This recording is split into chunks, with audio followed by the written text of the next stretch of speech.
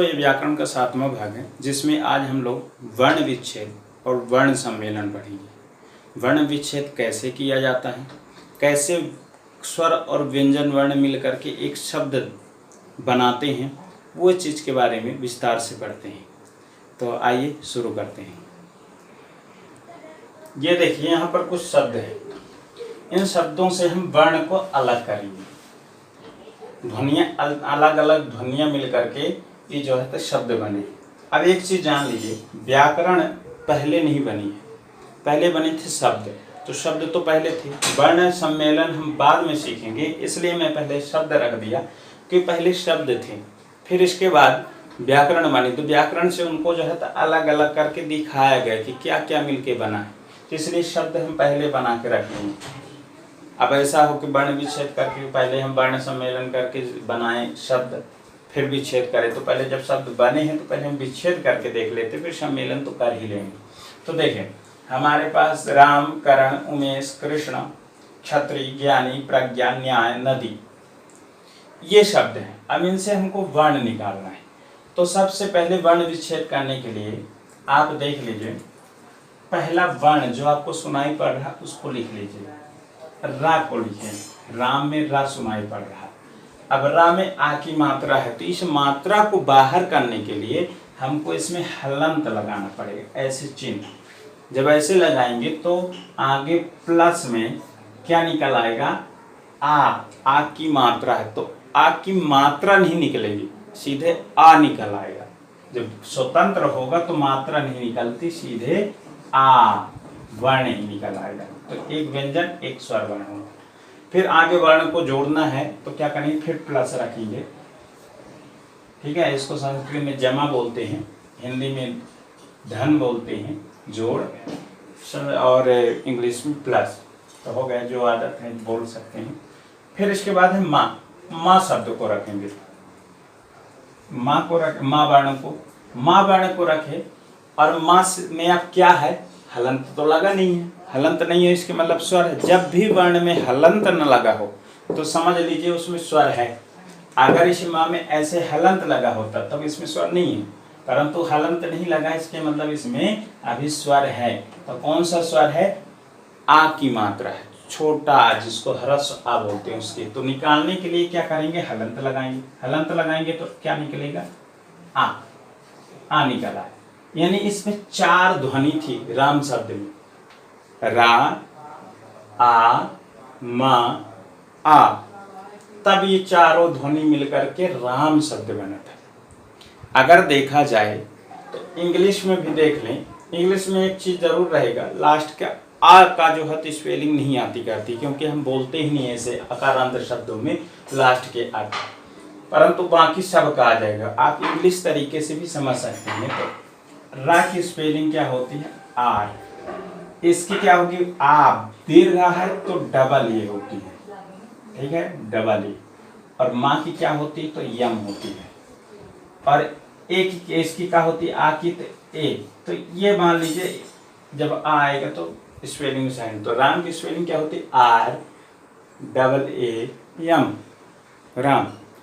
इस तरीके से भी आप समझ सकते हैं। इंग्लिश में भी अगर जैसे आपको नहीं आ रहा है तो पहले इसकी स्पेलिंग देख लीजिए, फिर आर है तो आर से रा निकाल लिए, और डबल एक से आ निकाल लिए, यम से माँ निकाल लिया। अब आ नहीं निकलेगा क्योंकि आर डबल ए एम इतनी ही तो स्पेलिंग होगी। तो फिर क्या करेंगे, तो कहते हैं फिर ये अपने से डाल दीजिए, थोड़ा सा दिमाग लगा दीजिए। अगर वही इकार अंत होगा तो निकल आएगा। जैसे नदी की क्या होगी, N A D double E. तो यन माने ना, ए माने आ, ह्रस्व आ, इससे भी निकलेगा। और डी मतलब हो गया दा, और डबल ई मतलब हो गया दीर्घ ई, इससे बन जाएगा। तो हो गया, कर लेंगे थोड़ा सा और आगे जब सीखते हैं समझ में आ जाएगा। तो देखिए, ये हो गया राम का वर्ण विच्छेद। राम में 4 ध्वनि थी जिनको हमने अलग किया। अब देखिए करण शब्द है, तो करण में पहला क्या ध्वनि हमको सुनाई पड़ी, का। तो का को रखेंगे। अब का में हलंत नहीं लगा तो लगाएंगे, नहीं लगा है तो लगाएंगे। अगर आधा है तो हलंत लग जाएगा, कुछ निकलेगा नहीं। आधा नहीं है तो आपको लगाना ही पड़ेगा। तो देखिए, तो का निकला। अब इसमें हलंत लगाकर क्या निकालें, आ। फिर इसके बाद कौन सी ध्वनि है, तो प्लस में रखेंगे रा। अब इसमें भी हलंत नहीं लगा, फिर हलंत लगाएंगे तो क्या निकलेगा, ह्रस्व आ। इसमें भी आ निकला। और इसके बाद फिर क्या है, णा है, तो णा को रखेंगे प्लस में, ये णा। और फिर क्या लगाएंगे, हलंत लगाए तो क्या निकलेगा, आ। यानी इसमें है, इसका वर्ण विच्छेद होगा का, आ, रा, आ, णा, आ। करण 6 ध्वनि है, 3 स्वर 3 व्यंजन मिलकर के एक करण शब्द बना है। अब इसकी स्पेलिंग देखना है तो देख लीजिए, का के A R A N A. तो ये हम बताएं लास्ट का, साइलेंट समझिए, वो नहीं लेना। अगर अकारांत है, अगर दीर्घ आ है तब तो ए आ जाएगा, पर अगर ह्रस्व आ है, छोटा आ है, तो स्पेलिंग से फिर लास्ट वाला छोड़ना पड़ेगा, तभी समझेंगे। तो के ए आर ए एन, करण, तो करण की स्पेलिंग यही होगी, के ए आर ए एन। अलग अलग निकाल के चाहे ऐसे कर ले, तो ऐसे समझने के लिए मैं इंग्लिश में बता दिया हूँ, ऐसा करना नहीं, आप केवल समझ लीजिए बस, हो गए। तो इस तरह से हो गए। उमेश का निकालना है तो देखिए, उ। अब उ में हलंत नहीं लगा सकते, क्योंकि हलंत व्यंजन में लगता है, स्वर में नहीं लगता। मैं पहले भी कुछ वीडियो में बता चुका हूँ कि आपको हलंत केवल व्यंजन में ही लगाना है। व्यंजन से स्वर निकालने के लिए हलंत का चिन्ह लगाया जाता है। अगर स्वर है और नहीं है स्वर, तो व्यंजन में पहले से ही हलंत ही लगा रहेगा। आधा व्यंजन मात्रा, आधा मात्रा का ही व्यंजन होता है, तो इसलिए उ में तो अब हलंत लगेगा नहीं। तो प्लस में कौन सा वर्ण रखेंगे जो आगे सुनाई पड़े, में सुनाई पड़ रहा है, माँ रख लिए। अब माँ में ए तो रहेगा, मात्रा भी हम लगा नहीं रहे क्योंकि मिटाना पड़ेगा फिर, तो इसलिए हलंत लगाएंगे तो जो ए की मात्रा है वो निकल आएगी बाहर। तो मात्रा नहीं निकलेगी, सीधे ए आ जाएगा। मात्रा तो लगी है, जब इसके साथ जुड़ेगी तो मात्रा बन के जुड़ेगी। जब ये वर्ण इसके साथ जुड़ेगा तो मात्रा बन जाएगा, परंतु जब ये वर्ण स्वतंत्र रूप से आएगा तो मात्रा नहीं आएगी, सीधे वो वर्ण ही आ जाएगा। तो ये ध्यान रखना है, ये नहीं कि एक ही मात्रा लगी तो मात्रा निकाली, मात्रा नहीं निकलेगा, ए निकलेगा। इसके बाद क्या सुनाई पड़ता, शा। तो प्लस में रखेंगे शा। शा भी हलंत नहीं है, तो हलंत लगा करके इससे क्या निकालेंगे, आ। तो ये तो समझ में आ गए। अब देखिए कृष्ण शब्द है, कृष्ण शब्द भी देख लीजिए। ये सारे शब्द में कुछ सोच कर रखा, इनको इतने इनके सीख लेंगे तो फिर सभी के वर्ण विच्छेद कर लेंगे, फिर कोई ऐसा शब्द ही नहीं बचेगा जिसका वर्ण विच्छेद न कर पाए। देखिए कृष्ण में तो का है, का में हलंत लगाएंगे तो री की मात्रा लगी, तो क्या निकल आएगा, प्लस में री निकल आए। ठीक है, री निकलने के बाद फिर इसके बाद क्या है, शा। शा आधा है, तो आधा यानी हलंत लगा है पहले से, हलंत आधा रहेगा तो हलंत है शा। अब सा में हलंत लगाने की जरूरत नहीं है, और इससे कुछ निकलेगा क्योंकि पहले से आधा है। अगर स्वर होता तो ये पूरा होता, आधा ना होता। तो देखिए आधा है, शा में हलंत लगाए। अब सीधे प्लस में अगला ध्वनि जो हमको ध्वनि सुनाई पड़ रहा है उसको रखेंगे। तो णा सुनाई पड़ रहा है तो णा रखेंगे, णा में हलंत लगाएंगे क्योंकि इसमें हलंत नहीं है ना, आधा है ये, तो क्या निकलेगा, आ निकलेगा। तो ये आ। तो आप समझ लीजिए कृष्ण में क्या क्या है, के का है, री है, शा है, णा है और ना है। स्पेलिंग में है K R I S H N A, Krishna. ठीक है, अब इसके री की आर आई तो इसके साथ हो जाती है, अलग में हो गए। तो देखिए अब अगला वर्ण हमारा शब्द क्षत्रिय। क्षत्रिय में देखते हैं तो देखिए क्षत्रिय में अगर हम ऐसे करें कि क्षा और हलंत लगाकर आ निकाल लें तो भी गलत नहीं होगा। अगर हम ये करते हैं क्षा में हलंत लगा के आ निकाल लिए, क्षा पूरा था हलंत नहीं लगा, तो ये भी गलत। अगर हम उसको और थोड़ा अच्छे से करना चाहते हैं तो ये संयुक्त व्यंजन है, इससे क्या क्या निकल आएगा, फिर देखिए का निकलेगा, का के बाद प्लस में निकलेगा शा, शा निकलेगा। ठीक है, और शा के बाद क्या निकलेगा, आ निकलेगा। इतना मिलके तो एक क्षा बना है, एक क्षा का ही केवल वर्ण विच्छेद इतना है। अब देख लीजिए का की के, सा की यस एच और इसके ए, तो क्षत्रिय की स्पेलिंग क्या होती है?क्षा की के यस एच ए, इसकी होगी क्षत्रिय लिखेंगे तो के एस एच, तो इसमें के S H A T R I by, last में ए डालें तो इसमें डालेंगे नहीं स्पेलिंग, ठीक है। तो इस तरह से देखिए तो का श आ से क्षा केवल निकला, क्षा बस का ये वर्ण विच्छेद है। फिर आगे हमको त्रि सुनाई पड़ता है, तो त्रि भी ये भी संयुक्त व्यंजन है। तो पहले क्या निकलेगा? ता, फिर प्लस लगाएंगे क्योंकि ता आधा है, फिर रा है। इसमें ये भी समझ में आएगा पहले कौन आता है, ता आएगा कि रा आएगा, ये भी समझ में आ जाएगा और स्पेलिंग से कुछ समझ में आ जाएगा, ठीक है। इसलिए दोनों चीज में बता रहा हूँ। फिर इसके बाद ई आएगा, तब त्रि बनेगा। ये केवल त्रिवश का वर्ण विच्छेद है, तीन वर्ण इसी में है, 3 वर्ण इसमें थी। देख लीजिए, सुन देखने में तो टोटल हमको 3 दिखाई पड़ता है, पर यहाँ कितना वर्ण निकल रहे हैं। तो ये हो गए त्रि। और इसके बाद है या सुनाई पड़ता है, तो या और या में हलंत लगाएंगे तो क्या निकलेगा? आ। अब इसको थोड़ा सा हम देख लेते हैं काहे से, स्पेलिंग से, इंग्लिश से। तो इसका होगा का के, ये इसका एस एच होगा और आ का ए, इसके बाद टी ता का, इसका आर, इसका आई, ठीक है, और इसका बाई, और इसका ए होता तो बताया कि लास्ट में अगर छोटा आ है तो साइलेंट हो जाए। अब देख लीजिए का शा आ ता रा ई बाई ए, ये हो गया बाई आ, नहीं या आ, ये हो गया इनका जो है तो हिंदी में।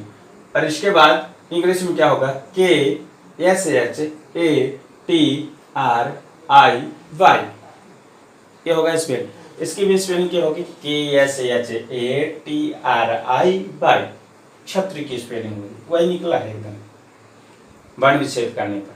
तो ये इसका हो गया अच्छी तरह से पूर्ण रूप से वर्ण विच्छेद, इसको भी कोई गलत नहीं है। क्षत्रिय का दूसरा तरीका अगर करना है तो वही मैं आपको जो बताया, क्षाली के हलंत लगाइए, आ निकाल लीजिए, त्राली के हलंत लगाइए, ई निकाल लीजिए और या लिख दीजिए, पर शुद्ध ये है, इस तरीके से करना चाहिए, ठीक है।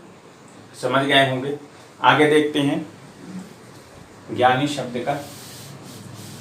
ये मैं थोड़ा सा इंग्लिश का सहारा इसलिए लिया हूँ कि कुछ बच्चे हैं जिनका इंग्लिश में रहता हो, स्पेलिंग समझ जाते हैं, तो उनको भी जो है तो सरलता हो जाए। ज्ञानी, ज्ञानी में क्या होता है? ज्ञा शब्द भी संयुक्त है, 3 व्यंजन, क्षत्र ज्ञा संयुक्त व्यंजन है, 2-2 वर्णों से मिलकर बने, व्यंजन वर्ण 2-2 है। इसलिए किससे मिलकर बना है? जा, तो पहले जा, फिर इसके बाद प्लस में या, और इसके बाद हलंत तो ज्ञा है नहीं, दीर्घ है, तो यहाँ में हलंत लगेगा तो क्या निकलेगा? दीर्घ आ, जा या आ। इसके बाद है ना, तो प्लस में लिखेंगे ना, हलंत लगाएंगे तो दीर्घ ई निकलेगा। अब देखिए ज्ञानी की स्पेलिंग, ज्ञानी का जो है तो वर्ण विच्छेद क्या होगा? जा प्लस या प्लस आ प्लस ना प्लस ई, ये हो गया ज्ञानी। अज्ञानी को ऐसे भी कर सकते हैं आप, तो वो शुद्ध तो नहीं होगा। क्या करेंगे? जा ज्ञा प्लस आ प्लस ना प्लस ई, उस तरह भी हो जाएगा, पर ये हो गया एकदम शुद्ध पूर्ण रूप से जो है वर्ण विच्छेद। प्रज्ञा है, तो प्रज्ञा में जो है तो परा सुनाई पड़ रहा है, यानी पहले क्या होगा? पा, फिर रा, फिर आ। अब पा हलंत लगाए थे, क्यों कुछ नहीं निकला? क्योंकि पा पहले से आधा है। फिर रा है, हमको तो दिख रहा है पा पूरा है, रा आधा है। जो कुछ लोग ऐसे होते जिनको ऐसे रह रहे नहीं, इसमें तो पा पूरा है, रा आधा है। जैसे इसमें छात्र में कहेंगे इसमें ता पूरा है, रा आधा नीचे लगा हुआ है, तो ऐसा लगता करता, पर ऐसा होता नहीं, इसलिए स्पेलिंग भी बता देते। तो इसको भी देख लेंगे जब स्पेलिंग करेंगे। प्रज्ञा की स्पेलिंग क्या करेंगे? तो PRA होगा, प्रा, PR, तो आर बाद में आया ना, पी के बाद, तो इसके मतलब रा बाद में, और रा में आ लगा है, पा आ गया था। ठीक है, फिर इसके बाद ज्ञा है, तो ज्ञा का क्या करेंगे, जा, न्या बता चुके हैं, आगे ज्ञा आ चुका है, और आ दीर्घ है, प्रज्ञा, प्रज्ञा हो गया। तो इस तरह से पा आधा था तो हलंत लगा दिए, कुछ निकला नहीं, पर रा में लगाए तो आ निकल आया। इसके बाद जा, न्या, आ। ठीक है, न्याय, न्याय शब्द है तो ना आधा है, ना में हलंत लग जाएगा, कुछ नहीं करना, आधा है तो कुछ करने नहीं, सीधे से। और फिर इसके बाद हलंत लगाने के बाद अगली ध्वनि या सुनाई पड़ रही तो या रख लीजिए, या में आ सुनाई पड़ा, आ है भी, इसमें दिख भी रहा मात्रा, तो क्या निकलेगा, दीर्घ आ निकल आएगा। और इसके बाद या है तो फिर या रखिए, हलंत लगाएंगे तो क्या निकलेगा, आ निकलेगा। न्याय शब्द बना है कितने ध्वनियों से, ना, या, आ, बाय, या, आ। ठीक है, ना, या, आ, इतने मिलकर के न्याय बना। लास्ट ये है, इसको भी देख लेते हैं। ना, हलंत लगाएंगे तो ना में जो आ है वो निकल आएगा, ह्रस्व आ की मात्रा है तो आ, और इसके बाद क्या है, दा, दा में हलंत लगाएंगे तो दीर्घ ई है तो वो निकल आएगा, नदी। ठीक है, स्पेलिंग भी NADEE, सीधी सी बात। तो अब हम ये तो सीख लिए वर्ण विच्छेद कैसे करना है। छोटे छोटे शब्द हैं, कितनी ध्वनियाँ मिली हुई हैं इसमें, तो ये होता है वर्ण विच्छेद। अब थोड़ा दो चार उसका जो है तो वर्ण सम्मेलन सीख लेते हैं आज। तो देखें, हम कुछ वर्ण विच्छेद लिए हैं, इनका वर्ण सम्मेलन करते हैं। वर्ण सम्मेलन, वर्ण विच्छेद का मतलब होता है वर्णों को अलग करना, शब्द से वर्णों को अलग कर देना, और वर्ण सम्मेलन होता है वर्णों से शब्द का निर्माण कर देना, शब्द बना देना। तो देखिए अब करेंगे कैसे, करने को जो जानते हैं तो फटाफट कर लेंगे, पर सिखा रहे हैं कि कैसे करेंगे, अगर कोई छोटा बच्चा भी देखे तो समझ में आ जाए।